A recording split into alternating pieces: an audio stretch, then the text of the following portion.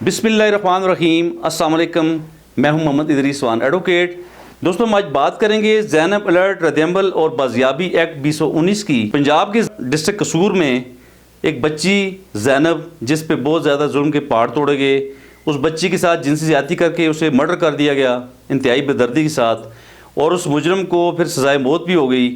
بہرحال اس بچی نے پاکستان میں جتنے بھی ادارے تھے، جتنے بھی لوگ تھے، انہیں ہلا کے رکھ دیا۔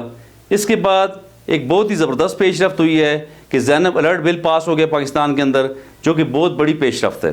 دوستو، پاکستان میں بچوں سے جنسی زیادتی پر ہونے والے تمام قانون سازی جتنی بھی ہے، اس میں یہ جو زینب الرٹ بل ہے، یہ بہت ہی خوبصورت اضافہ ہے۔